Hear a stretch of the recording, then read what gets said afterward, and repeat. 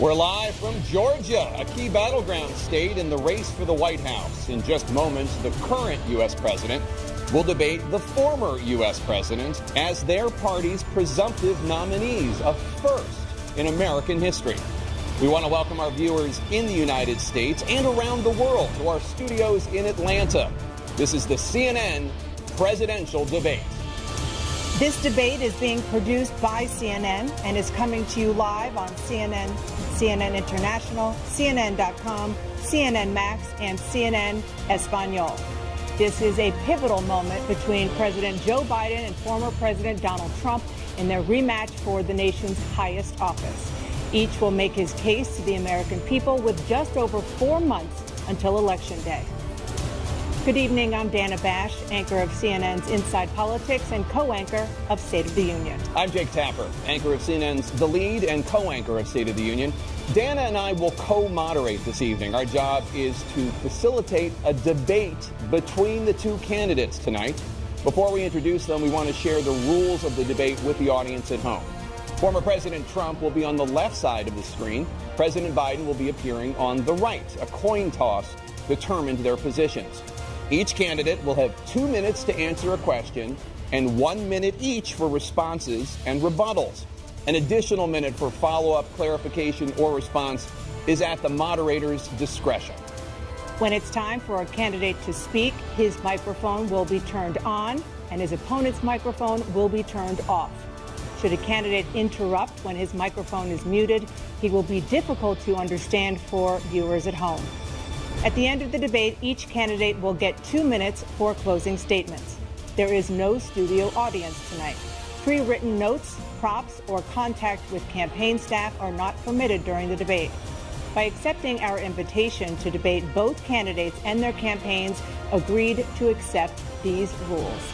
Now, please welcome the 46th President of the United States, Joe Biden. Folks, how are you?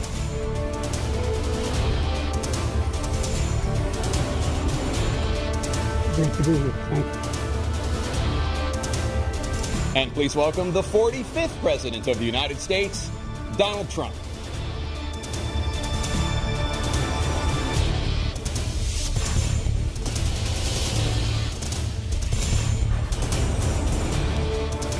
Gentlemen, thanks so much for being here. Let's begin the debate, and let's start with the issue that voters consistently say is their top concern, the economy.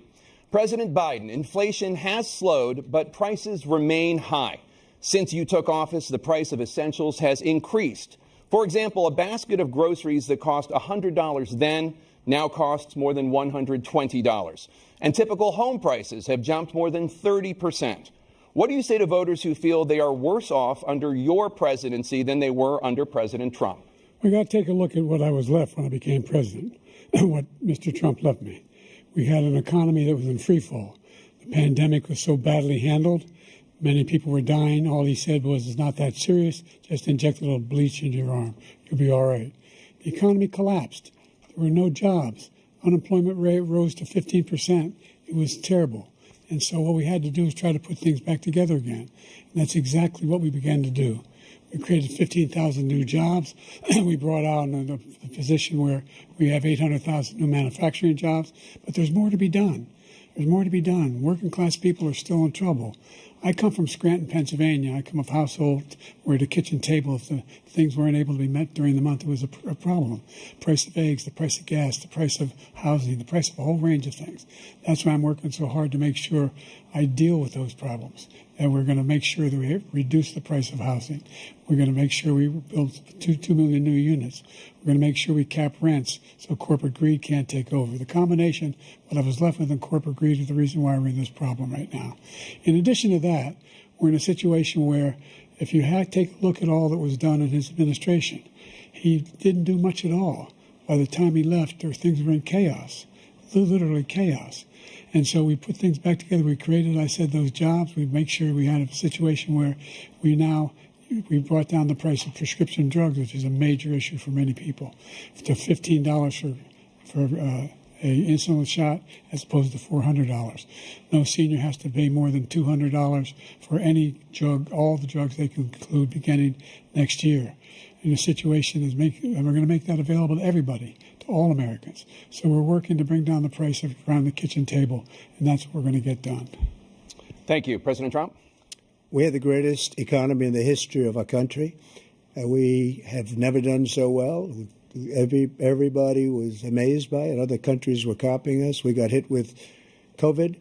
And when we did, we spent the money necessary so we wouldn't end up in a Great Depression, the likes of which we had in 1929. By the time we finished, so we did a great job. We got a lot of credit for the economy, a lot of credit for the military, and no wars, and so many other things. Everything was rocking good. But the thing we never got the credit for, and we should have, is getting us out of that COVID mess. He created mandates that was a disaster for our country. But other than that, we had given them back a country where the stock market actually was higher than pre-COVID, and nobody thought that was even possible.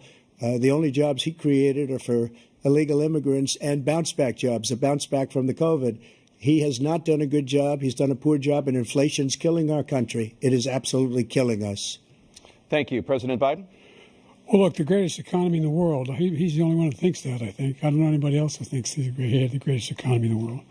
And, you know, the fact of the matter is that we found ourselves in a situation where his economy, he rewarded the wealthy. He had the largest tax cut in American history, $2 trillion. He raised a deficit larger than any president has in any one term. He's the only president other than Herbert Hoover who's lost more jobs than he had when he began, since Herbert Hoover. The idea that he did something that was significant. And the military, you know, when he was president, they were still killing people in Afghanistan. He didn't do anything about that.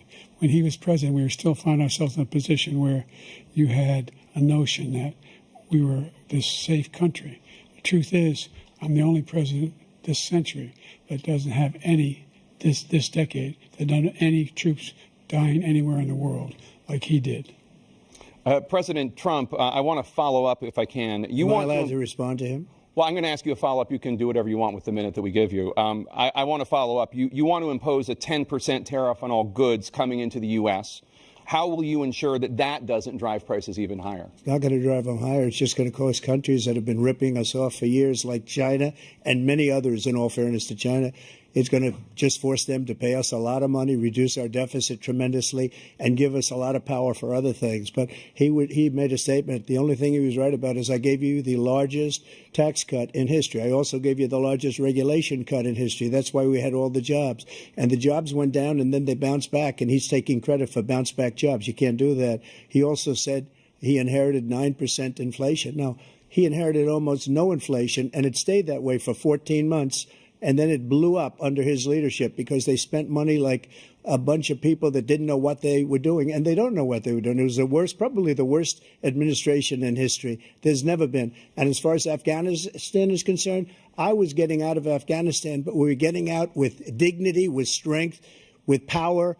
He got out. It was the most embarrassing day in the history of our country's life.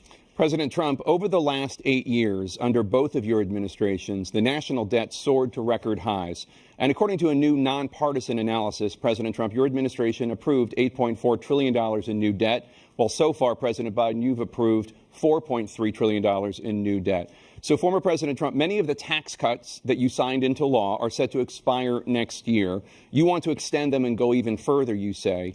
With the U.S. facing trillion-dollar deficits and record debt, why should top earners and corporations pay even less in taxes than they do now? Because the tax cuts spurred the greatest economy that we've ever seen just prior to COVID. And even after COVID, it was so strong that we were able to get through COVID much better than just about any other country.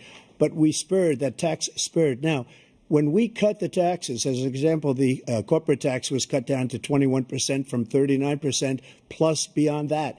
We took in more revenue with much less tax, and companies were bringing back trillions of dollars back into our country. The country was going like never before, and we were ready to start paying down debt. We were ready to start using the liquid gold right under our feet, the oil and gas right under our feet. We were going to have something that nobody else has had. We got hit with COVID.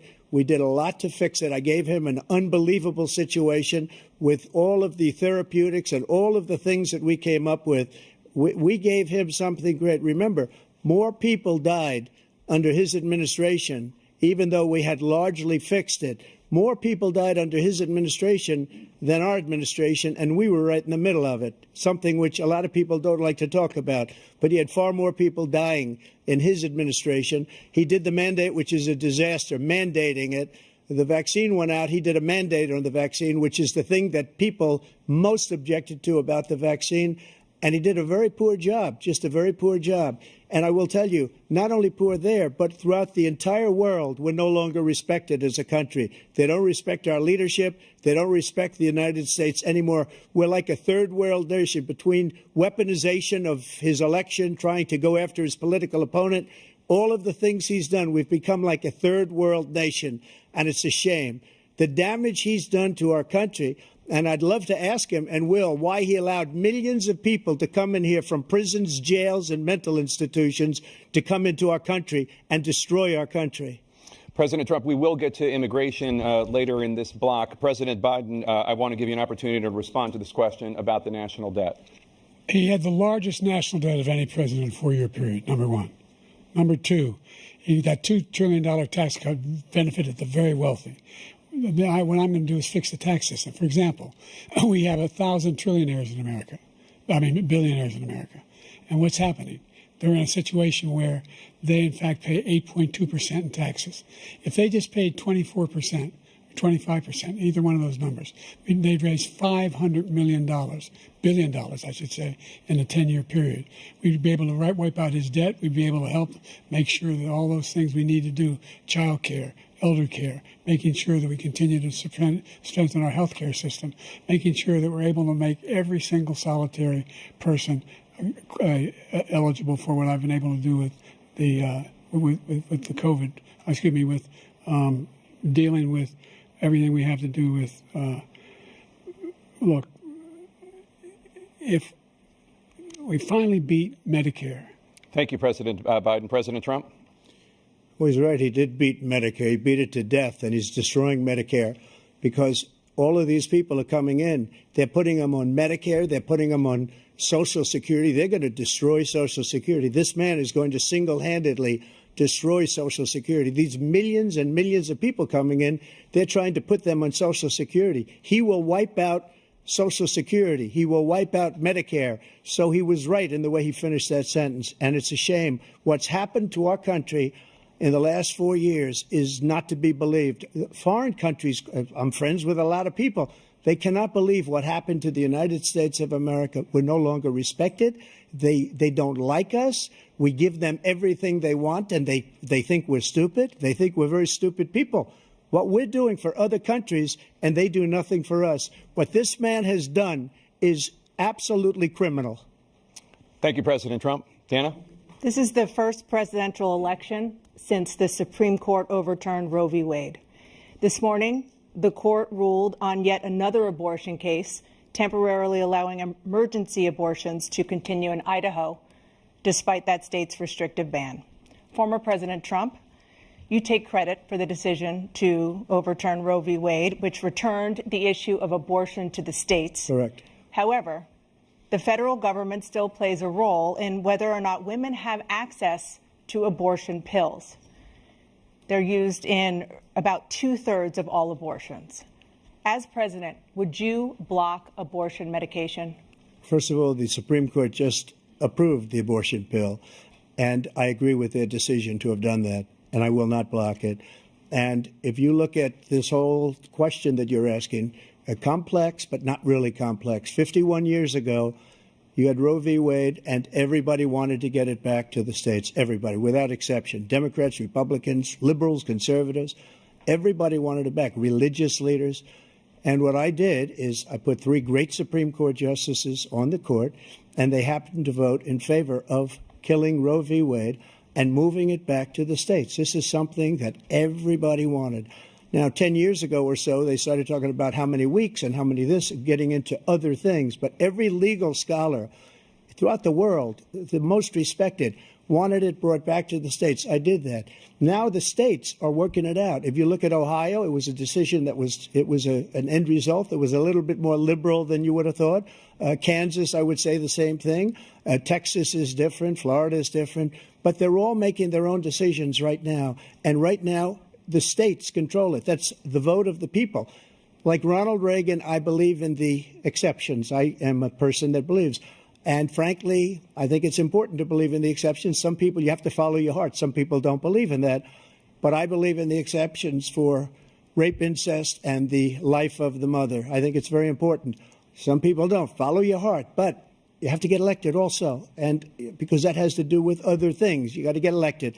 The problem they have is they're radical because they will take the life of a child in the 8th month, the 9th month, and even after birth. After birth, if you look at the former governor of Virginia, he was willing to do this. He said, we'll put the baby aside and we'll determine what we do with the baby, meaning we'll kill the baby. What happened is we brought it back to the states, and the country is now coming together on this issue. It's been a great thing. Thank you. President Biden? It's been a terrible thing, what you've done. The fact is that the vast majority of constitutional scholars supported Roe when it was decided, supported Roe. And that's this idea that they're all against it is just ridiculous. And this is the guy who says the state should be able to have it. We're in a state where in 6 weeks, you don't even know whether you're pregnant or not, but you cannot see a doctor, and have him decide on what your circumstances are, whether you need help. The idea that states are able to do this is a little like saying we're going to turn civil rights back to the states, let each state have a different rule. Look, there's so many young women who have been, including a young woman who just was murdered, and he went to the funeral. The idea that she was murdered by an immigrant coming in, they talk about that. But here's the deal. There's a lot of young women who are being raped by their in-laws, by their spouses, brothers and sisters. It's just ridiculous, and they can do nothing about it. And they try to arrest them when they cross state lines. Thank you. There have been many young women murdered by the same people he allows to come across our border. We have a border that's the most dangerous place anywhere in the world, considered the most dangerous place anywhere in the world. And he opened it up, and these killers are coming into our country, and they are raping and killing women. And it's a terrible thing. As far as the abortion is concerned, it is now back with the states. The states are voting. In many cases, it's frankly a very liberal decision. In many cases, it's the opposite. But they're voting, and it's bringing it back to the vote of the people, which is what everybody wanted, including the founders, if they knew about this issue, which, frankly, they didn't. But they would have. Everybody wanted it brought back. Ronald Reagan wanted it brought back. He wasn't able to get it. Everybody wanted it brought back, and many presidents had tried to get it back. I was the one to do it. And again, this gives it the vote of the people, and that's where they wanted it. Every legal scholar wanted it that way. Staying on the topic of abortion, President Biden, 7 states, I'll let you do that. This is the same topic. 7 states have no legal restrictions on how far into a pregnancy a woman can obtain an abortion. Do you support any legal limits on how late a woman should be able to terminate a pregnancy? I supported Roe v. Wade, which had 3 trimesters. The first time is between the woman and the doctor. Second time is between the doctor and an extreme situation. The third time is between the doctor, between the woman and the state. The idea that the politicians, that the founders wanted the politicians to be the ones making decisions about women's health is ridiculous. That's the last. No politician should be making that decision. A doctor should be making those decisions. That's how it should be run. That's what you're going to do. And if I'm elected, I'm going to restore Roe v. Wade. So that means he can take the life of the baby in the 9th month and even after birth, because some states, Democrat run, take it after birth. Again, the former governor of Virginia, put the baby down, then we decide what to do with it. So he's willing to, as we say, rip the baby out of the womb in the 9th month and kill the baby. Nobody wants that to happen, Democrat or Republican. Nobody wants it to happen. You're lying. That is simply not true. The Roe v. Wade does not provide for that. That's not the circumstance. Only if a woman's life is in danger, she's going to die. That's the only circumstance in which that can happen. But we are not for late-term abortion, period. Period. Under Roe v. Wade, you have late-term abortion. You can do whatever you want, depending on the state. You can do whatever you want. We don't think that's a good thing. We think it's a radical thing. We think the Democrats are the radicals, not the Republicans. For 51 years, that was the law. 51 years, constitutional scholarship said it was the right way to go. 51 years, and it was taken away because this guy put very conservative members on the Supreme Court. He takes credit for taking it away. What's he going to do? What's he going to do? In fact, if the MAGA Republicans, he gets elected, and the MAGA Republicans control the Congress, and they pass a universal ban on abortion, period, across the board at 6 weeks or 7 or 8 or 10 weeks, something very, very conservative. Is he going to sign that bill? I'll veto it. He'll sign it. Thank you. Let's turn now to the issue of immigration and border security. President Biden, a record number of migrants have illegally crossed the southern border on your watch. Overwhelming border states and overburdening cities such as New York and Chicago, and in some cases causing real safety and security concerns. Given that, why should voters trust you to solve this crisis? Because we worked very hard to get a bipartisan agreement that not only changed all of that, it made sure that we are in a situation where you had no circumstance where they could come across the border with the number of border police there are now. We significantly increased the number of asylum officers. By the way, the Border Patrol endorsed my position. In addition to that, we found ourselves in a situation where when he was president, he was separating babies from their mothers, putting them in cages, making sure the families were separated. That's not the right way to go. What I've done since I've changed the law, what's happened? I've changed it in a way that now you're in a situation where there are 40% fewer people coming across the border illegally.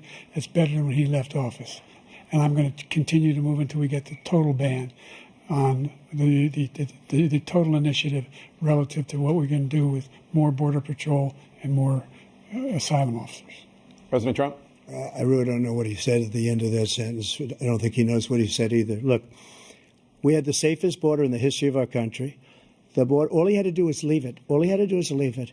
He decided to open up our border, open up our country to people that are from prisons, people that are from mental institutions, insane asylum, terrorists. We have the largest number of terrorists coming into our country right now, all terrorists, all over the world, not just in South America, all over the world. They come from the Middle East, everywhere. All over the world, they're pouring in. And this guy just left it open. And he didn't need legislation because I didn't have legislation. I said, close the border. We had the safest border in history. In that final couple of months of my presidency, we had, according to Border Patrol, who is great, and by the way, who endorsed me for president, but I won't say that, but they endorsed me for president. Brandon, just speak to him. But look, we had the safest border in history. Now we have the worst border in history. There's never been anything like it. And people are dying all over the place, including the people that are coming up in caravans. Thank you, President Trump. President Biden? The only terrorist who's done anything crossing the border is one who came along and killed three, under his administration, killed an al-Qaeda person come in his administration, killed three American soldiers. That's the only terrorist that's there. I'm not saying that no terrorist ever got through, but the idea they're emptying their prisons, we're welcoming these people, that's simply not true. There's no data to support what he said. Once again, he's exaggerating, he's lying. President Trump, staying on the topic of immigration, you've said that you're going to carry out, quote, the largest domestic deportation operation in American history, unquote. Does that mean that you will deport every undocumented immigrant in America, including those who have jobs, including those whose spouses are citizens, and including those who have lived here for decades? And if so, how will you do it? Just 1 second. He said we killed three people. The people we killed are al-Baghdadi and Soleimani, the two greatest terrorists, biggest terrorists anywhere in the world. And it had a huge impact on everything, not just border, on everything. He's the one that killed people with the bad water, including hundreds of thousands of people dying and also killing our citizens when they come in. We are living right now in a rat's nest. They're killing our people in New York, in California, in every state in the union, because we don't have borders anymore. Every state is now a border. And because of his ridiculous, insane, and very stupid policies, people are coming in and they're killing our citizens at a level that we've never seen. We call it migrant crime. I call it Biden migrant crime. They're killing our citizens at a level that we've never seen before. And you're reading it like these three incredible young girls over the last few days. One of them, I just spoke to the mother, and they just had the funeral for this girl, 12 years old. This is horrible what's taken place. What's taken place in our country, we're literally an uncivilized country now. He doesn't want it to be. He just doesn't know. He opened the borders. Nobody's ever seen anything like. And we have to get a lot of these people out, or we have to get them out fast, because they're going to destroy our country. Just take a look at where they're living. They're living in luxury hotels in New York City and other places. Our veterans are on the street. They're dying because he doesn't care about our veterans. He doesn't care. He doesn't like the military at all, and he doesn't care about our veterans. Nobody been worse. I had the highest approval rating for veterans taking care of the VA. He has the worst. He's gotten rid of all the things that I approved, choice that I got through Congress, all of the different things I approved, they abandoned. We had by far the highest, and now it's down in less than half because he's done all these great things that we did. And I think he did it just because I approved it, which is crazy. But he has killed so many people at our border by allowing all of these people to come in. And it's a very sad day in America. President Biden, you have the mic. Every single thing he said is a lie. Every single one. For example, veterans are a hell of a lot better off since I passed the PACT Act. 1 million of them now have insurance, and their families have it. Their families have it because what happened, whether it was Agent Orange or burn pits, they're all being covered now. And his group opposed that. We're also in a situation where we have great respect for veterans. My son spent a year in Iraq, living right next to one of those burn pits, came back with stage 4 glioblastoma.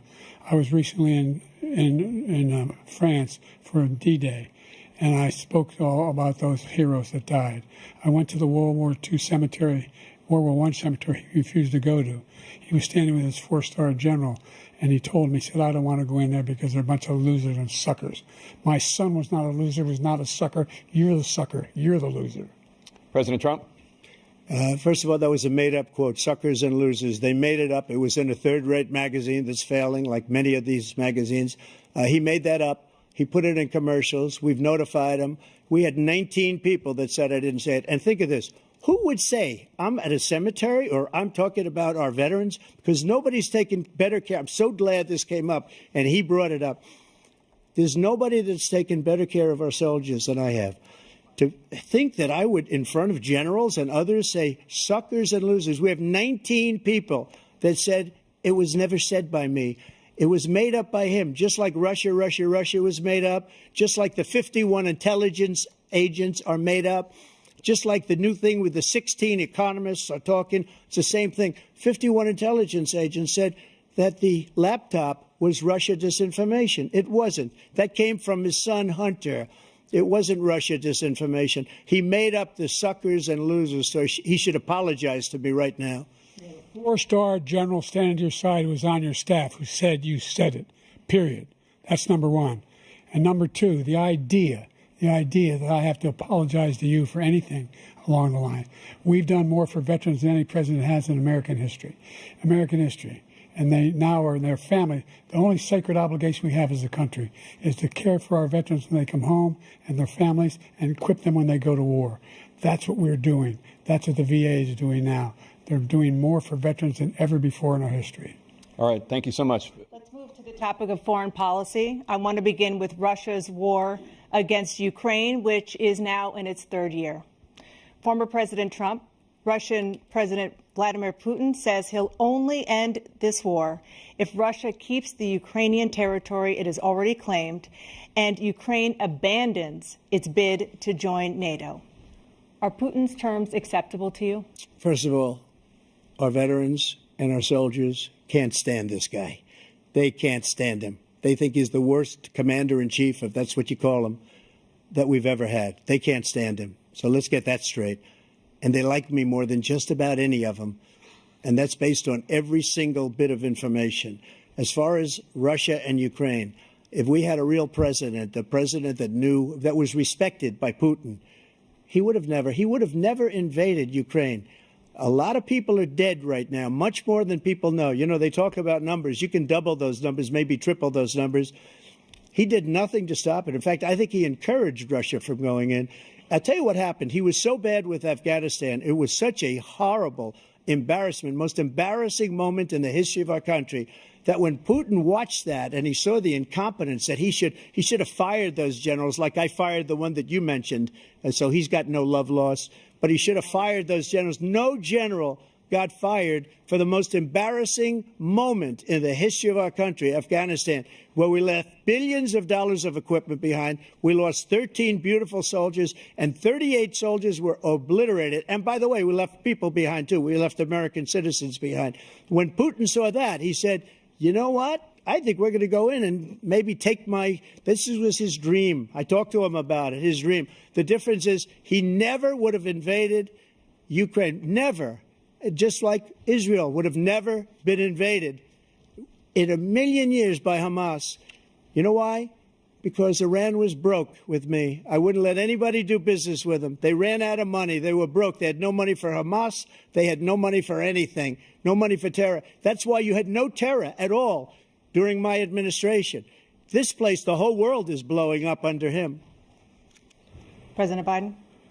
I've never heard so much malarkey in my whole life. Look, the fact of the matter is that we're in a situation where, let's take the last point first. Iran attacked American troops, caused brain damage for a number of these troops, and he did nothing about it. Recently, not when he was president. They attacked. He said they're just having headaches. That's all it is. He didn't do a thing when the attack took place, number one. Number two, we got over 100,000 Americans and others out of Afghanistan during that airlift.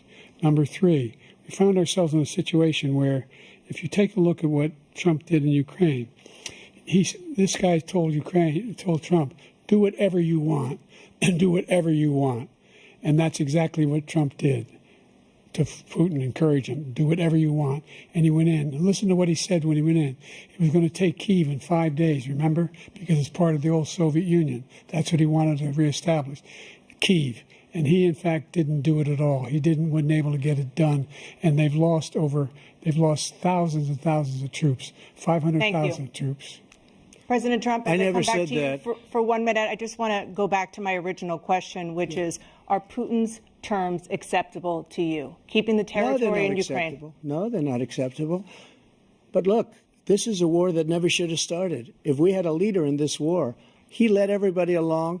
He's given $200 billion now or more to Ukraine. He's given $200 billion. That's a lot of money. I don't think there's ever been anything like it. Every time that Zelensky comes to this country, he walks away with $60 billion. He's the greatest salesman ever.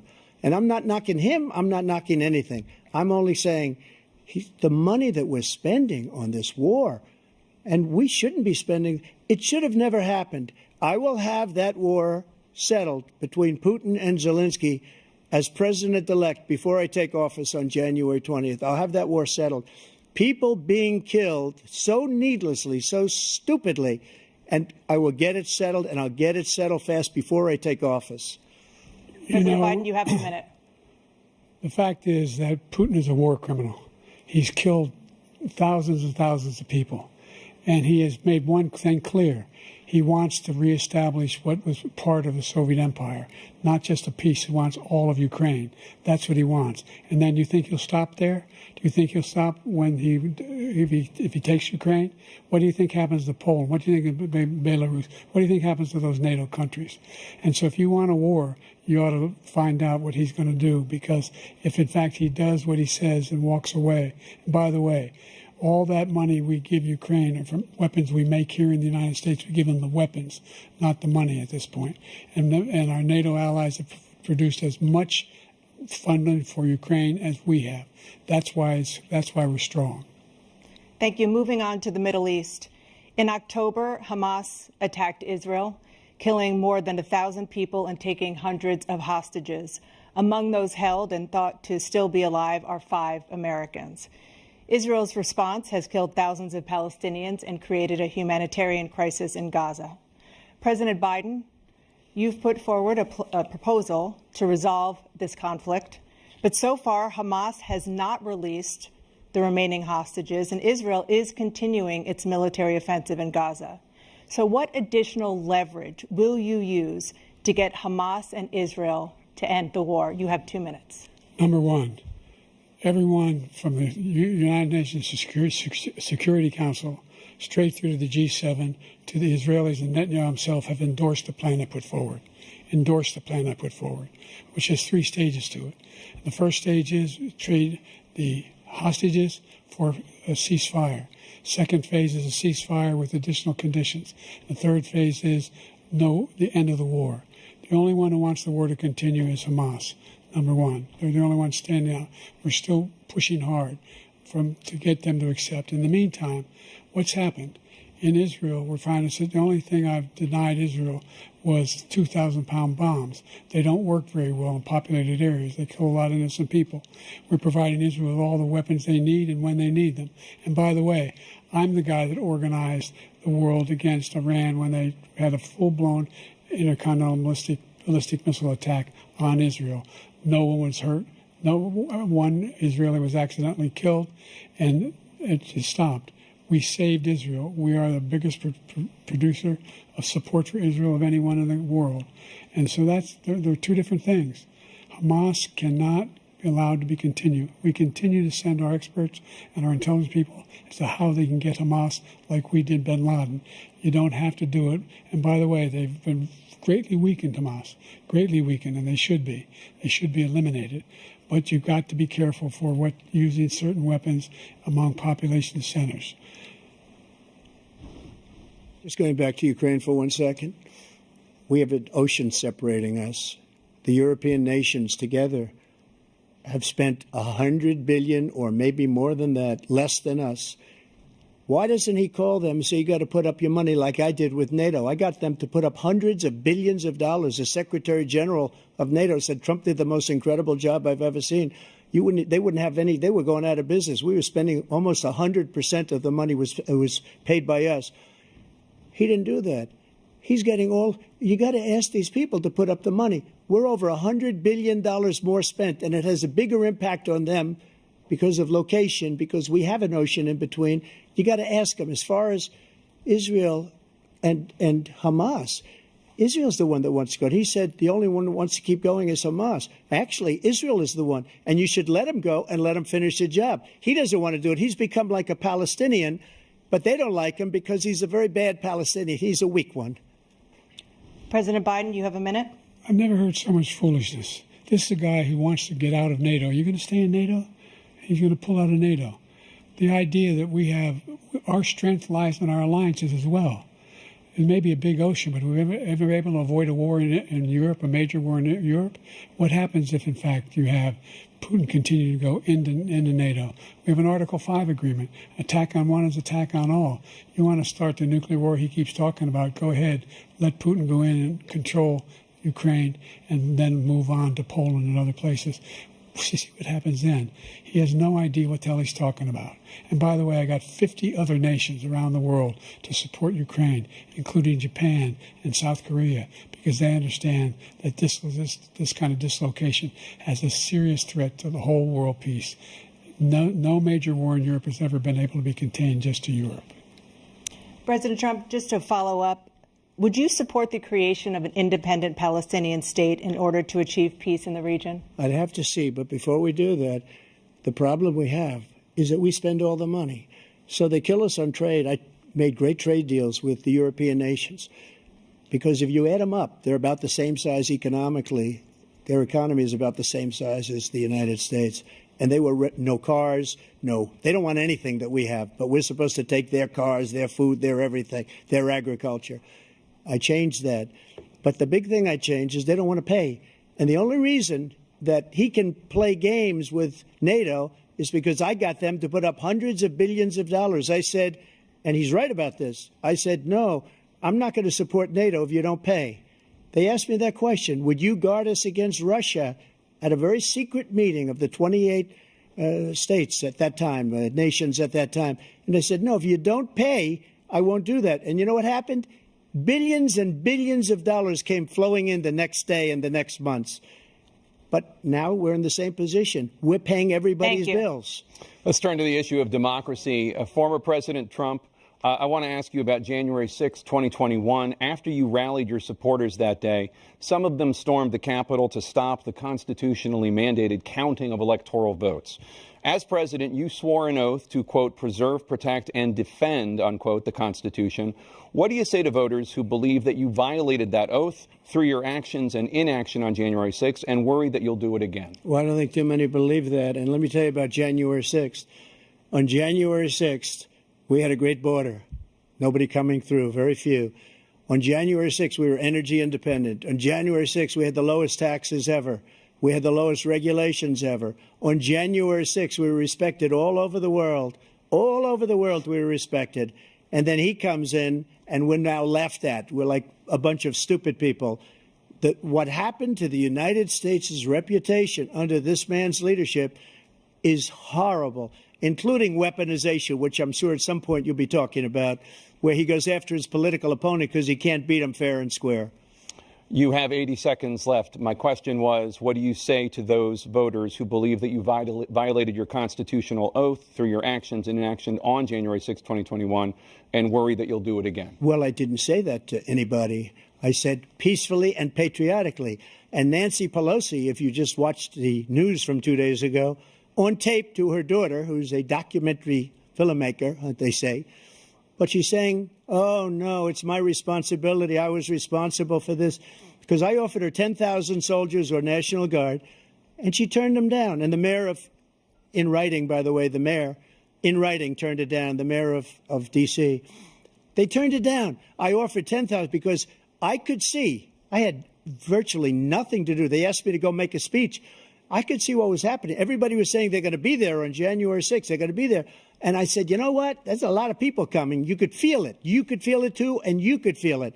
And I said, they ought to have some National Guard or whatever. And I offered it to her. And she now admits that she turned it down. And it was the same day she was, I don't know, she can't be very happy with her daughter because it made her into a liar. She said, I take full responsibility for January 6th. President Biden? Look, he encouraged those folks to go up on Capitol Hill, number one. I sat in that dining room off the Oval Office. He sat there for 3 hours watching, begging, being begged by his vice president and a number of his colleagues on the Republican side as well to do something, to call for a stop, to end it. Instead, they talked about these people being patriots and great patrons of America. In fact, he says he'll now forgive them for what they've done.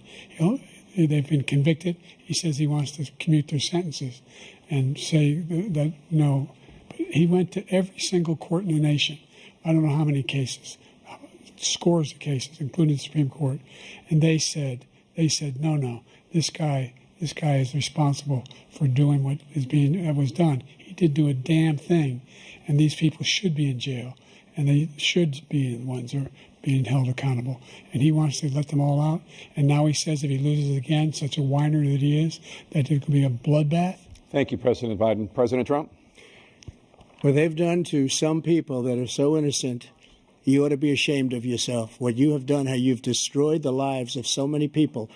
When they ripped down Portland, when they ripped down many other cities, you go to Minnesota, Minneapolis, what they've done there, with the fires all over the city. If I didn't bring in the National Guard, that city would have been destroyed. When you look at all of they took over big chunks of Seattle. I was all set to bring in the National Guard. They heard that. They saw them coming, and they left immediately. What he said about this whole subject is so off. Peacefully patriotic. One other thing. The Unselect Committee, which is basically two horrible Republicans that are all gone now out of office, and Democrats, all Democrats, they destroyed and deleted all of the information they found because they found out we were right. We were right. And they deleted and destroyed all of the information. They should go to jail for that. If a Republican did that, they'd go to jail. Thank you, President Trump. President Biden, I want to give you a minute. The only person on this stage is a convicted felon is the man I'm looking at right now. And the fact of the matter is, what he's telling you is simply not true. The fact is that there was no effort on his part to stop what was going on up in Capitol Hill. And all those people, every one of those who were convicted, deserves to be convicted. The idea that they didn't kill somebody, just went in and broke down doors, broke the windows, occupied offices, turned over desks, turned them over statues. The idea that those people are patriots? Come on. When I asked him the first two debates we had, first time around, I said, will you denounce the Proud Boys? He said, no, I'll tell them to stand by. The idea he's refusing, will you denounce these guys? Will you denounce the people we're talking about now? Will you denounce the people who attacked that Capitol? What are you going to do? I'm going to give you a minute, President Trump, for a follow-up question I have. After a jury convicted you of 34 felonies last month, you said if reelected, you would, quote, have every right to go after, unquote, your political opponents. You just talked about members of the Select Committee on January 6th going to jail. Your main political opponent is standing on stage with you tonight. Can you clarify exactly what it means about you feeling you have every right to go after your political opponents? Well, I said my retribution is going to be success. We're going to make this country successful again, because right now it's a failing nation.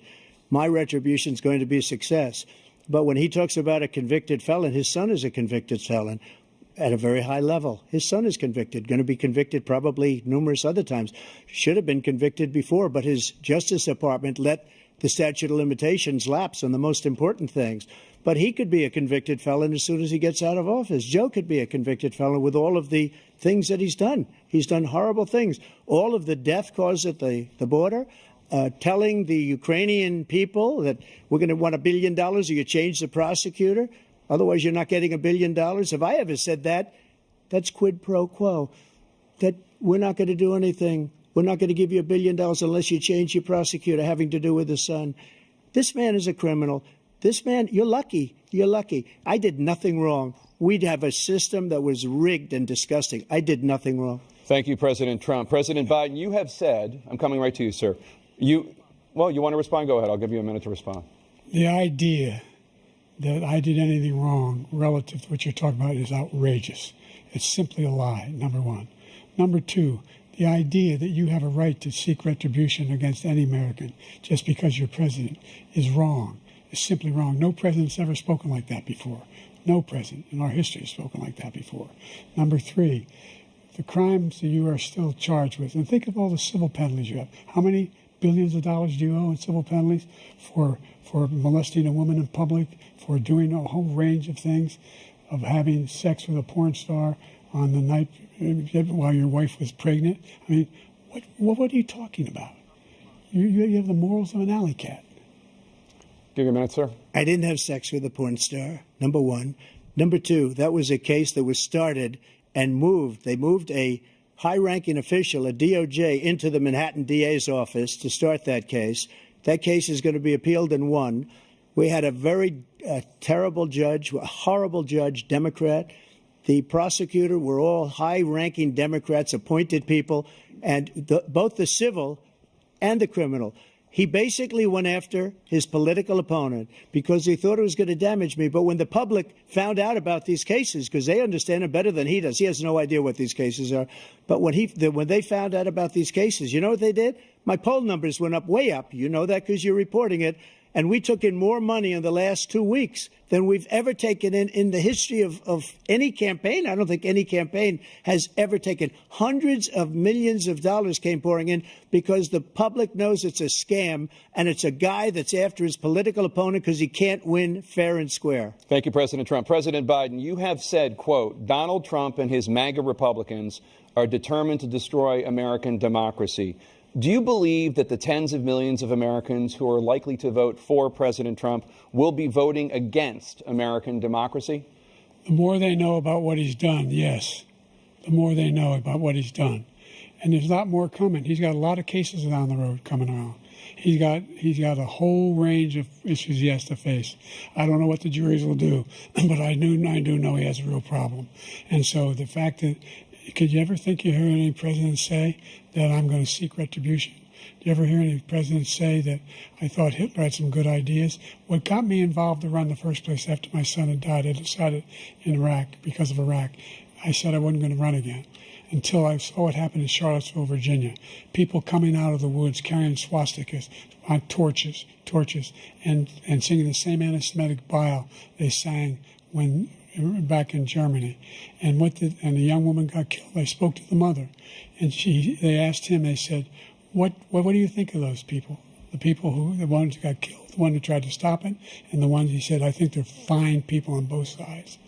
What American president would ever say, Nazis coming out of fields, carrying torches, singing the same anti-Semitic bile, carrying swastikas, were fine people? This is the guy who says Hitler's done some good things. I'd like to know what they are. The good things Hitler's done, that's what he said. This guy has no sense of American democracy. President Trump. Jake, both of you know that story has been totally wiped out because when you see the sentence, it said, 100% exoneration on this. So he just keeps it going. He says he ran because of Charlottesville. He didn't run because of Charlottesville. He ran because it was his last chance. He's not equipped to be president. You know it, and I know it. It's ridiculous. We have a debate. We're trying to justify his presidency. His presidency is, without question, the worst presidency in the history of our country. We shouldn't be having a debate about it. There's nothing to debate. He made up the Charlottesville story, and you'll see it's debunked all over the place. Every reasonable anchor has debunked it. And just the other day it came out where it was fully debunked. It's a nonsense story. He knows that, and he didn't run because of Charlottesville. He used that as an excuse to run. President Biden? And debunked. It happened. All you have to do is listen to what was said at the time. And the idea that somehow that's the only reason I ran because I was worried a guy like this guy could get elected. If he thought they were good people coming out of that forest, carrying those woods, carrying those torches, then he didn't deserve to be president. Didn't deserve to be president at all. And the idea that he's talking about all this being fabricated, we saw with our own eyes. We saw what happened on January 6th. We saw the people breaking through the windows. We saw people occupying his own vice president. Look, there's a reason why 40 of his 44 top cabinet officers refused to endorse him this time. His vice president hasn't endorsed him this time. So why? Why? They know him well. They serve with him. Why are they not endorsing him? Thank you, President Biden. We're going to be right back with more from the CNN presidential debate.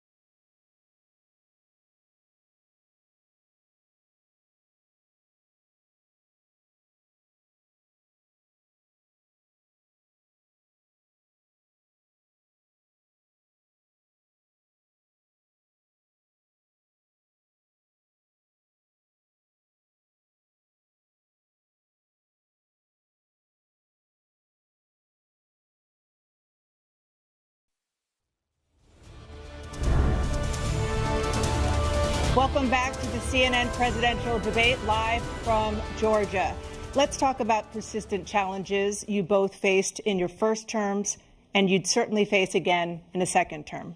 President Biden, while black unemployment dropped to a record low under your presidency, black families still earned far less than white families.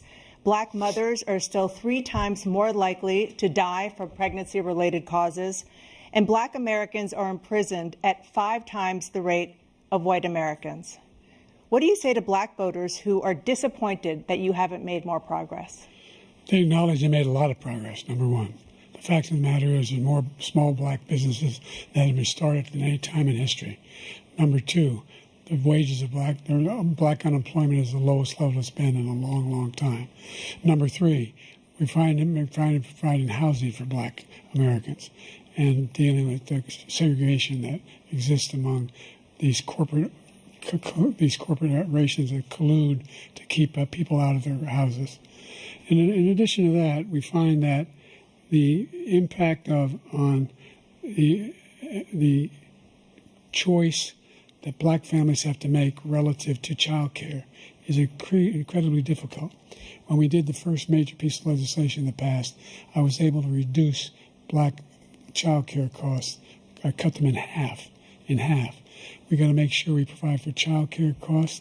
We got to make sure, because when you provide those child care protections, you increase economic growth because more people can be in the job market. So there's more to be done, considerably more to be done. But we've done a great deal so far, and I'm not letting up, and they know it. You have 49 seconds left. What do you say to black voters who are disappointed with the progress so far? I say I don't blame them for being disappointed. Inflation is still hurting them badly. For example, I provided for the idea that any black family, first-time home buyer, should get a $10,000 tax credit to be able to buy their first home so they can get started. I made sure that we're in a situation where all those black families and those black individuals who provided had to take out student loans that were ballooning, that if they were engaged in nursing, doctor, and anything having to do with volunteerism, if they paid their bills for 10 years on their student debt, all the rest is forgiven after 10 years. Millions have benefited from that. And we're going to do a whole lot more for black families. Thank you, President Trump. And he caused the inflation. He's blaming inflation, and he's right, it's been very bad. He caused the inflation, and it's killing black families and Hispanic families and just about everybody. It's killing people. They can't buy groceries anymore. They can't.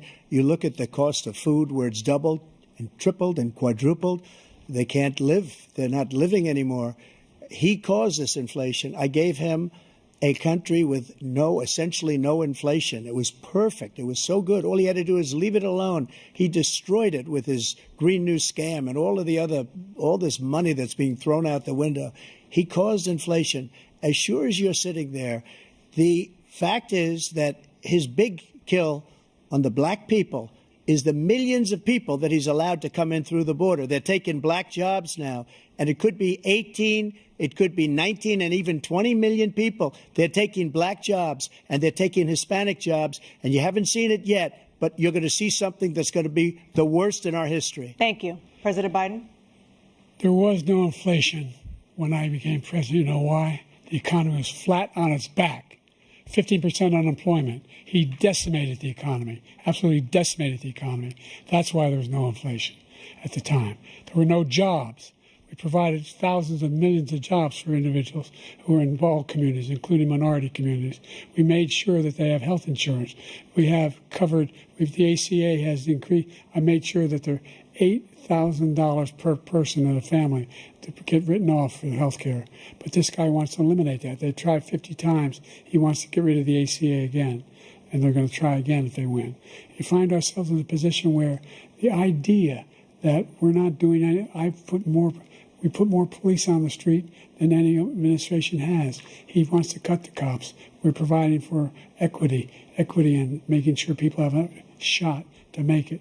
There's a lot going on, but in inflation, he caused it by his tremendous malfeasance in the way he handled the pandemic. Thank you. Another persistent challenge is the climate crisis.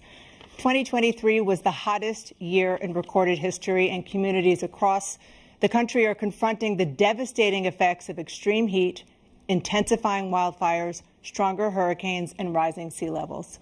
Former President Trump, you've vowed to end your opponent's climate initiatives, but will you take any action as president to slow the climate crisis? Well, let me just go back to what he said about the police, how close the police are to him. Almost every police group in the nation from every state is supporting Donald J. Trump. Almost every police group. And what he's done to the black population is horrible, including the fact that for 10 years he called them super predators. We can't, in the 1990s, we can't forget that. Super predators was his name, and he called it to them for 10, and they've taken great offense at it, and now they see it happening. But when they see what I did for criminal justice reform and for the historically black colleges and universities, where I funded them and got them all funded, and the opportunity zones with Tim, as you know, Tim Scott was incredible. He did a great job. Great senator from South Carolina. He came to me with the idea, and it was a great idea. It's one of the most successful economic development acts ever in the country, opportunity zones. And the biggest beneficiary are blacks. And that's why we have the best numbers with them in maybe ever. They're saying ever. I read this morning where ever, the best numbers. He's lost much of the black population because he's done a horrible job for black people. He's also done a horrible job for Hispanics. But wait till you see these millions of people pouring into our country, and they're going to take the jobs, and it's already started, and you haven't seen anything yet. It's a disaster. You've 38 seconds left. President Trump, will you take any action as president to slow the climate crisis? So I want absolutely immaculate clean water, and I want absolutely clean air, and we had it. We had H2O. We had the best numbers ever, and we were using all forms of energy, all forms, everything. And yet, during my 4 years, I had the best environmental numbers ever. And my top environmental people gave me that statistic just before I walked on the stage, actually. I don't know where the hell he's been. The idea that anything he said is true. I've passed the most extensive climate change legislation in history. We find ourselves, and by the way, black colleges. I came up with $15 billion for HBCUs, historic black universities and colleges, because they don't have the kind of contributors that they have to build these laboratories and the like. Any black student is capable in college of doing any white student can do. They just don't have the money, but now they'll be able to get those jobs in high tech. We're in a situation where the idea that he is claiming to have done something that had the cleanest water. He hadn't done a damn thing with the environment. He pulled out of the Paris Climate Accord. I immediately joined it because if we reach 1.5 degrees Celsius at any one point, there's no way back. The only existential threat to humanity is climate change, and he didn't do a damn thing about it. He wants to undo all that I've done. The Paris Accord was going to cost us $1 trillion. And China nothing, and Russia nothing, and India nothing. It was a ripoff of the United States. And I ended it because I didn't want to waste that money because they treat us horribly. We were the only ones who was costing us money. Nobody else was paying into it. And it was a disaster. But everything that he said just now, I'll give you an example. I heard him say before insulin. I'm the one that got the insulin down for the seniors. I took care of the seniors. What he's doing is destroying all of our medical programs because the migrants coming in, they want everybody. And look, I have the biggest heart on the stage, I guarantee you that. And I want to take care of people. But we're destroying our country. They're taking over our schools, our hospitals, and they're going to be taking over Social Security. He is destroying Social Security, Medicare, and Medicaid.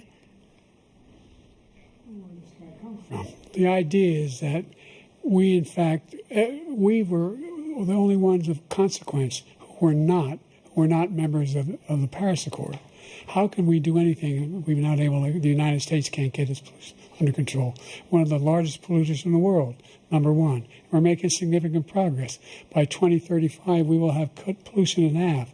We have made significant progress, and we're continuing to make progress. We set up a climate corps for thousands of young people to learn how to deal with climate, just like the Peace Corps. And we're moving in directions that are going to significantly change the elements of cause of pollution. But the idea that he claims that he has the biggest heart up here, and he's really concerned about pollution and about climate. I've not seen any indication of that. And by the way, with regard to prescription drugs, one company agreed that they would reduce the price to $35, which I was calling for, one, voluntarily. I made sure every company in the world, every pharmaceutical company, cannot have to pay. Thank you. And by the way, so every day, millions of Americans struggle just to make ends meet. For many older Americans, Social Security provides a critical lifeline. President Biden, if nothing is done to Social Security, seniors will see their benefits cut in just over 10 years. Will you name tonight one specific step that you're willing to take to keep Social Security solvent? yes, make the very wealthy begin to pay their fair share.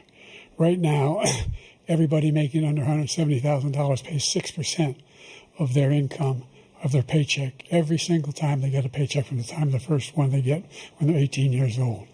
The idea that they're going to, I've been proposing that everybody, the millionaires pay 1%. 1%. So no one I would not raise the cost of Social Security for anybody under $400,000. After that, I began to make the wealthy begin to pay their fair share by increasing from 1% beyond to be able to guarantee the program for life. So you still have 82 seconds left. Are there any other measures that you think that would be able to help keep Social Security solvent, or is that one enough? Well, no, that one enough will keep it solvent. But the biggest thing I'll do if we defeat this man, because he wants to get rid of Social Security. He thinks there's plenty to cut in Social Security. He's wanting to cut Social Security and Medicare, both times. And and if you look at the program put forward by the House Republican caucus that I believe supports, is in fact want to cut it as well. The idea that we don't need to protect our seniors is ridiculous. And by the way, the American public has greater health care coverage today than ever before. And on the ACA, as I said, you're in a circumstance where 400,000 people, 40 million people would not have insurance because they have a pre-existing condition. Only thing that allows them to have that insurance is the fact that they, in fact, are part of the ACA. And by the way, the other thing is, we're in a situation where we talk about education for black communities. I've raised the amount of money for Pell Grants by another $8,000. So anybody making under $70,000 a year is going to be able to get $15,000 toward their tuition. He just doesn't know what he's talking about. Thank you, President Biden. President Trump. So I've dealt with politicians all my life. I've been on this side of the equation for the last 8 years. I've never seen anybody lie like this guy. He lies. I've never seen it. He can look you in the face. About so many other things, too. And we mentioned the laptop. We mentioned Russia, Ukraine. Everything he does is a lie. It's misinformation and disinformation. The losers and suckers story that he made up is a total lie on the military. It's a disgrace. But Social Security, he's destroying it because millions of people are pouring into our country, and they're putting them onto Social Security. They're putting them onto Medicare, Medicaid. They're putting them in our hospitals. They're taking the place of our citizens. What they're doing to the VA, to our veterans, is unbelievable. Our veterans are living in the street, and these people are living in luxury hotels. He doesn't know what he's doing, and it's really coming back. I've never seen such anger in our country before. President Biden? The idea that veterans are not being taken care of, I told you before. And by the way, when I said suckers and losers, he acknowledged after that he fired that general. That general got fired because he's the one that acknowledged that that's what he said. He was the one standing with Trump when he said it, number one. Number two, the idea that we're going to be in a situation where all these millions and millions, the way he talks about it, illegal aliens are coming into the country and taking away our jobs. There's a reason why we have the fastest growing economy in the world, the reason why we have the most successful economy in the world. We're doing better than any other nation in the world. And by the way, those 15 Nobel laureates he talked about being phony, those 15 Nobel laureates, economists, they all said that if Trump is reelected, we're likely to have a recession and inflation is going to increasingly go up. And by the way, worst president in history, 159 presidential scholars voted him the worst president in the history of the United States of America. President Biden, thank you so much. Let's turn to the cost of child care, which many American families struggle to afford. President Trump, both you and President Biden have tried to address this issue. But the average cost of child care in this country has risen to more than $11,000 a year per child. For many families, the cost of child care for 2 children is more than their rent. In your second term, what would you do to make child care more affordable? Just to go back, the general got fired because he was no good. And if he said that, that's why he made it up. But we have 19 people that said I didn't say it, and they're very highly respected, much more so than him. The other thing is, he doesn't fire people. He never fired people. I've never seen him fire anybody. I did fire a lot. I fired Comey because he was no good. I fired a lot of the top people at the FBI, drained the swamp. They were no good. Not easy to fire people. You'd pay a price for it, but they were no good. I inherited these people. I didn't put them there. I didn't put Comey there. He was no good. I fired him. This guy hasn't fired anybody. He never fires. He should have fired every military man that was involved with that the Afghanistan horror show, the most embarrassing moment in the history of our country. He didn't fire. Did you fire anybody? Did you fire anybody that's on the border that's allowed us to have the worst border in the history of the world? Did anybody get fired for allowing 18 million people, many from prisons, many from mental institutions? Did you fire anybody that allowed our country to be destroyed? Joe, our country is being destroyed as you and I sit up here and waste a lot of time on this debate. This shouldn't be a debate. He is the worst president. He just said about me because I said it. But look, he's the worst president in the history of our country. He's destroyed our country. Now all of a sudden he's trying to get a little tough on the border. He came out with a nothing deal, and it reduced it a little bit, like this much. It's insignificant. He wants open borders. He wants our country to either be destroyed or he wants to pick up those people as voters. And I don't think we just can't let it happen. If he wins this election, our country doesn't have a chance, not even a chance, of coming out of this rut. We probably won't have a country left anymore. That's how bad it is. He is the worst in history by far. Thank you, President Trump. President Biden? We are the most admired country in the world. We're the United States of America. There's nothing beyond our capacity. We have the finest military in the history of the world, the finest in the history of the world. No one thinks we're weak. No one wants to screw around with us. Nobody, number one. Number two, the idea that we're talking about worst presidents. I wasn't joking. Look it up or go online. 159 or 58, don't hold me the exact number, presidential historians, they've had meetings and they voted who's the worst president in American history. One through best to worst. They said he was the worst in all of American history. That's a fact. That's not conjecture. He can argue they're wrong, but that's what they voted. The idea that he is doing anything to deal with child care, he did virtually nothing to child care. We should significantly increase the child care tax credit. We should significantly increase the availability of women and men or single parents to be able to go back to work. And we should encourage businesses to have. Thank you, President Biden. President Trump, the question was about what would you do to make child care more affordable, if you want to take your minute. Just so you understand, we have polling, we have other things that they rate him the worst because what he's done is so bad. And they rate me, I'll show you, I will show you, and they rate me one of the best, okay? And if I'm given another 4 years, I will be the best. I think I'll be the best. Nobody's ever created an economy like us. Nobody ever cut taxes like us. He's the only one I know. He wants to raise your taxes by 4 times. He wants to raise everybody's taxes by 4 times. He wants the Trump tax cuts to expire. So everybody, including the two of you, are going to pay 4 to 5 times. Nobody ever heard of this before. All my life, I'd grow up and I'd see politicians talking about cutting taxes. When we cut taxes, as I said, we did more business. Apple and all these companies, they were bringing money back into our country. The worst president in history by far, and everybody knows it. President Biden? Look, the fact of the matter is that he's dead wrong about, he's increased the tariff, he will increase the taxes on middle-class people. I said I'd never raise the tax on anybody making less than $400,000. I didn't. But this tariff is 10% tariffs. Everything coming into the country, you know what the economists say? That's going to cost the average American $2,500 a year more because they're going to have to pay the difference in food and all the things that are important. Number two, he's in a situation where he talks about how he has not raised, he's somehow helped the middle class.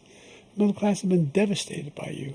Now you want a new tax cut of $5 trillion over the next 10 years, which is going to fundamentally bankrupt the country. You had the largest deficit of any president in American history, number one.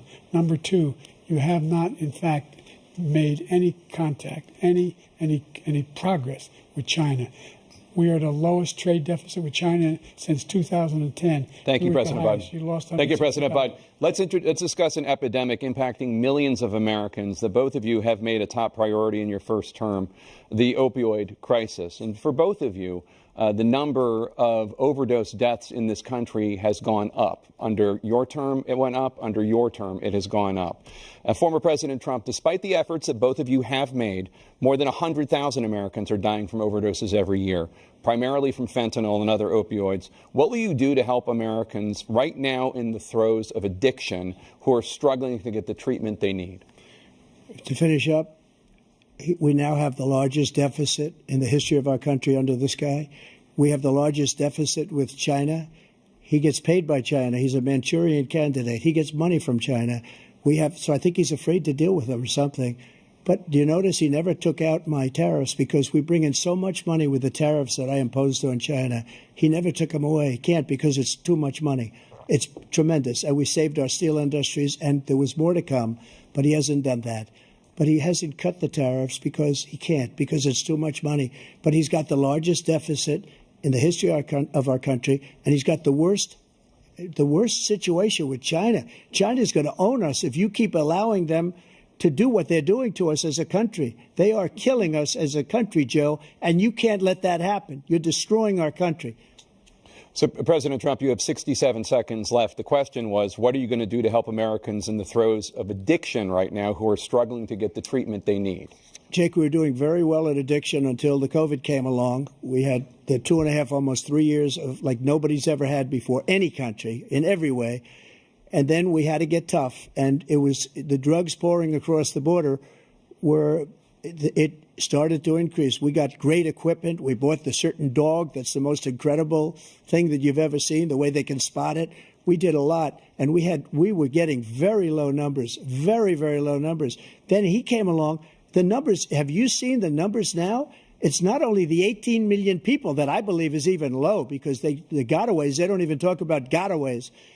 But the numbers of the amount of drugs and human trafficking in women coming across our border, the worst thing I've ever seen, at numbers that nobody's ever seen under him because the border's so bad. But the number of drugs coming across our border now is the largest we've ever had by far. President Trump, thank you. President Biden? Fentanyl and the byproducts of fentanyl went down for a while. And I wanted to make sure we use the machinery that can detect fentanyl, these big machines that roll over everything that comes across the border. And it costs a lot of money. That was part of this deal we put together, this bipartisan deal.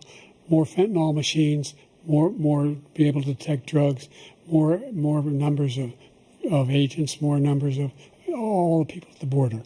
And when we had that deal done, he called his Republican colleagues, said, don't do it. It's going to hurt me politically. No, he never argued it's not a good bill. It's a really good bill. We need those machines. We need those machines. And we're coming down very hard in every country in Asia in terms of precursors for fentanyl. And Mexico is working with us to make sure they don't have the technology to be able to put it together. That's what we have to do. We need those machines.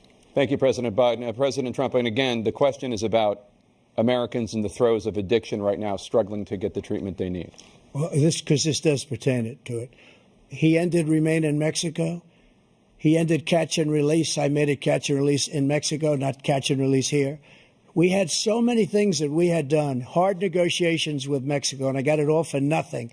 It's just like when you have a hostage. We always pay $6 billion for a hostage. Every time we say it's a hostage. Now we have a hostage, a Wall Street Journal reporter, I think a good guy, and he's over there because Putin is laughing at this guy, probably asking for billions of dollars for the reporter. I will have him out very quickly as soon as I take office. Before I take office, I said by literally as soon as I win the election, I will have that reporter out. He should have had him out a long time ago, but Putin's probably asking for billions and billions of dollars because this guy pays it every time. We had 2 cases where we paid $6 billion for 5 people. I got 58 people out, and I paid essentially nothing. Thank you, President Trump. Dana? Let's turn to concerns that voters have about each of you. President Biden, you would be 86 at the end of your second term. How do you address concerns about your capability to handle the toughest job in the world well into your 80s? Well, first of all, I spent half my career being criticized being the youngest person in politics. I was the second youngest person ever elected to the United States Senate, and now I'm the oldest. This guy's 3 years younger and a lot less competent. I think that just look at the record. Look at what I've done. Look how I've turned around the horrible situation he left me. As I said, 15 million new jobs, 800,000 manufacturing jobs, more investment in America, over billions of dollars in private investment in enterprises that we are growing. By the way, we brought an awful lot of people. The whole idea of computer chips, we used to have 40% of the market. We invented those chips, and we lost it because he was sending people to find the cheapest jobs overseas and to bring home a product. So I went to South Korea. I convinced Samsung to invest billions of dollars here in the United States. And guess what? Those fabs, they call them, to build these chips, those fabs pay over $100,000. You don't need a college degree for them. And there's billions, about $40 billion already being invested and being built right now in the United States, creating significant jobs for Americans from all over the world.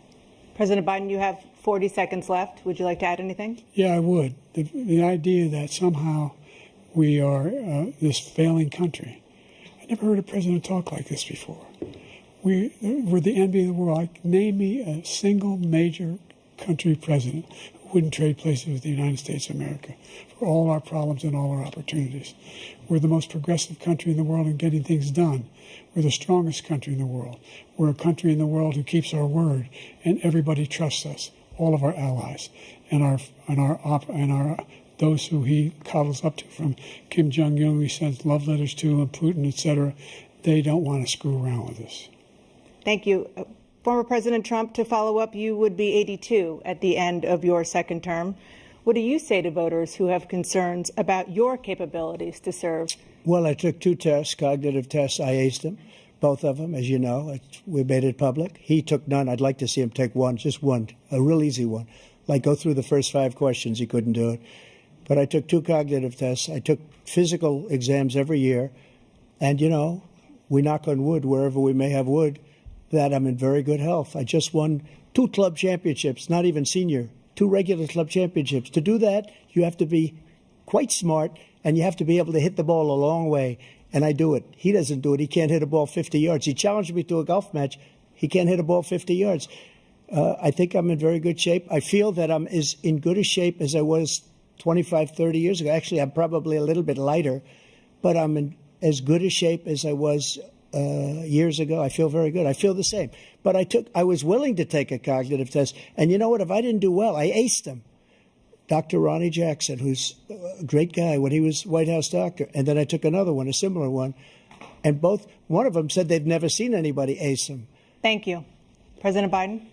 You can see he is 6'5" and only 223 pounds, or 235 pounds. Well, you said 6'4", 200. Well, anyway, that's what anyway, just take a look at what he says he is, and take a look at what he is. Look, I'd be happy to have a driving contest with him. I got my handicap, which when I was vice president, down to a 6. But by the way, I told you before, I'm happy to play golf if you carry your own bag. Think you can do it? That's the biggest lie. He's a 6 handicap of all. I was an 8 handicap. Yeah. 8. But I have, you know how many? I've seen you swing. I know you swing. Okay, let's not act like children. President Trump, we're going to turn Let's not act like children. to a specific concern that voters have about you. Will you pledge tonight that once all legal challenges have been exhausted, that you will accept the results of this election, regardless of who wins, and you will say right now that political violence in any form is unacceptable? Well, I shouldn't have to say that, but of course I believe that. It's totally unacceptable.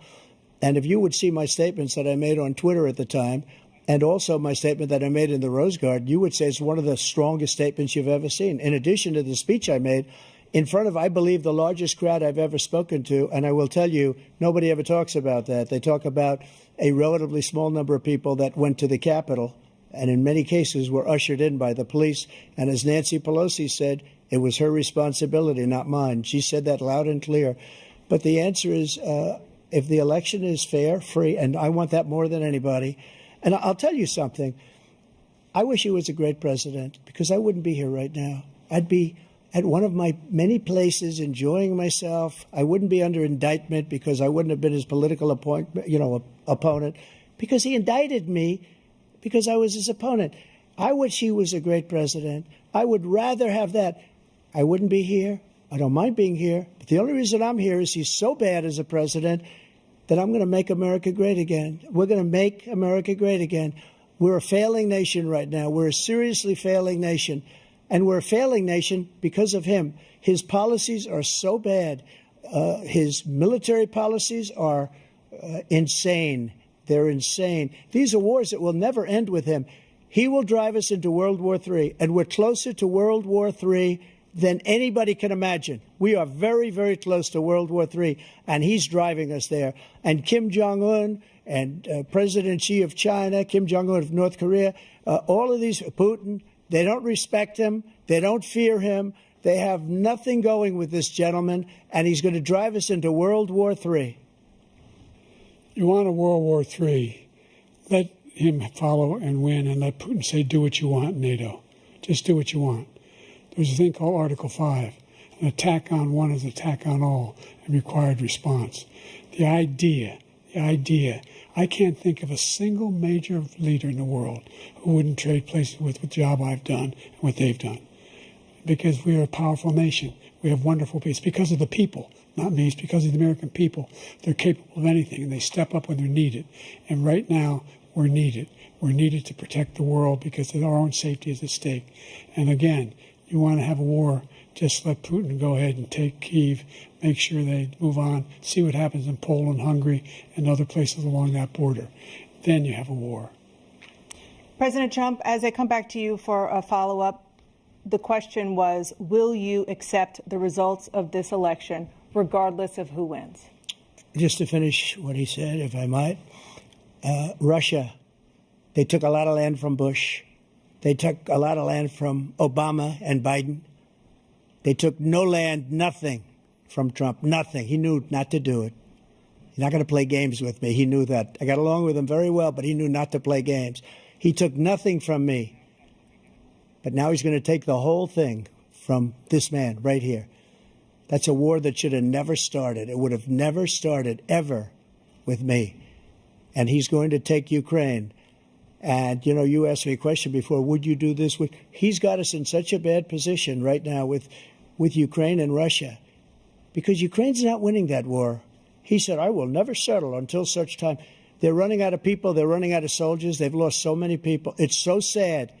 They've lost so many people, and they've lost those gorgeous cities with the golden domes that are 1,000 years old, all because of him and stupid decisions. Russia would have never attacked. President Trump, the question was, will you accept the results of the election, regardless of who wins? Yes or no, please. If it's a fair and legal and good election, absolutely. I would have much rather accepted these, but the fraud and everything else was ridiculous. And if you want, we'll have a news conference on it in a week, or we'll have another one of these in a week. But I will absolutely, there's nothing I'd rather do. It would be much easier for me to do that than I'm running again. I wasn't really going to run until I saw the horrible job he did. He's destroying our country. I would be very happy to be someplace else, in a nice location someplace. And again, no indictments, no political opponent stuff, because it's the only way he thinks he can win. But unfortunately, it's driven up my numbers and driven them up to a very high level because the people understand it. Well, let's see what your numbers are when this election is over. Let's see. You're a whiner. When you lost the first time, you continued, you appealed and appealed to courts all across the country. Not one single court in America said any of your claims had any merit, state or local, none. But you continue to provoke this lie about somehow there was all this misrepresentation, all this stealing. There is no evidence of that at all. And I tell you what, I doubt whether you'll accept it because you're such a whiner. The idea if you lose again, you accepting anything, you can't stand the loss. Something snapped in you when you lost the last time. We'll be right back with more from the CNN presidential debate, live from Georgia.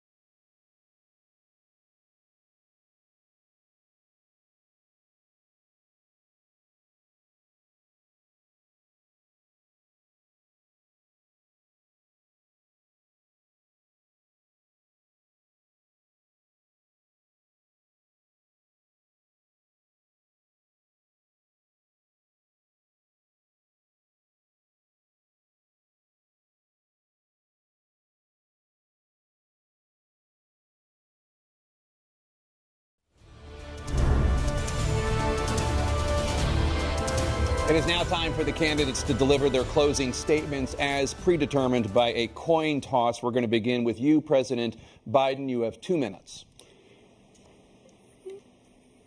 We've made significant progress from the debacle that was left by President Trump in his last term. We find ourselves in a situation where, number one, we have to make sure that we have a fair tax system. I ask anyone out there in the audience, or anyone out watching this debate, do you think the tax system is fair? The fact is that I said nobody even making under $400,000 had a single penny increase in their taxes, and will not. And if I'm reelected, that'll be the case again. But this guy has increased your taxes because of the deficit. Number one, He's increased inflation because of the debacle he left after the way he handled the pandemic. And he finds himself in a position where he now wants to tax you more by putting a 10% tariff on everything that comes into the United States of America. What I did, when, for example, he wants to get rid of the ability of Medicare